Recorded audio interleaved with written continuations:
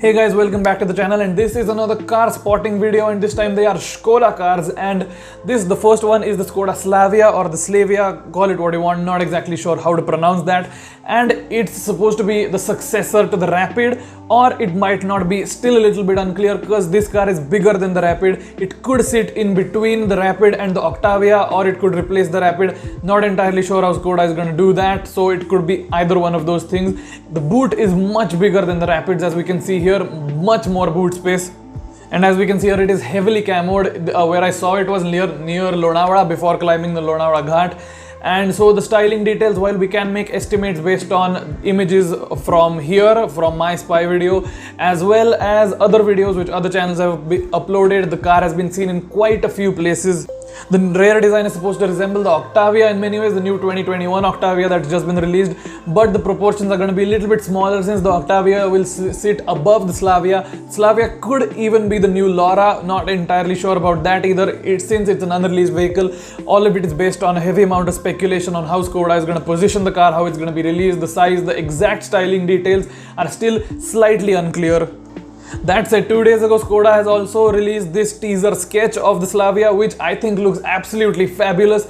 The aggressive headlights, the butterfly grille, the rims, and I think it's part of their camo design contest which they introduced a while back. And well, obviously this is a sketch, it's a render, so take it with a bit of pinch of salt. It's not going to look exactly like that. The wheels are going to be smaller, the features are going to be less aggressive, because for a car to be more, the production version of the car is always more subtle than the actual, the production version is more subtle than the concept. So while this looks fantastic, let's hope most of these design elements are retained, because it looks absolutely stunning. I think the camo wrap is pretty sick too, so whoever designed that is awesome. So let's see how that's positioned. That's going to be a pretty exciting launch for this year, I think, or next year, not sure. Again, super sorry about that, but again, this is all speculation.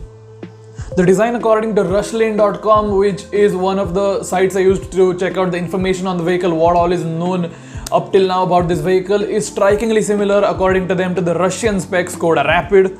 And here it's also stated, this is also speculation by the way, is that this new sedan might be powered by the same engine options as the all-new Škoda Kushaq, which is recently released in India. Now these could be, as the Kushaq has a 1-liter 3-cylinder TSI turbo petrol engine with 114 brake horsepower and 117 Newton meters of torque, or even a 1.5-liter 4-cylinder TSI turbo petrol with 148 brake horsepower. Transmission options could possibly include a 6-speed manual as well as a 7-speed DSG.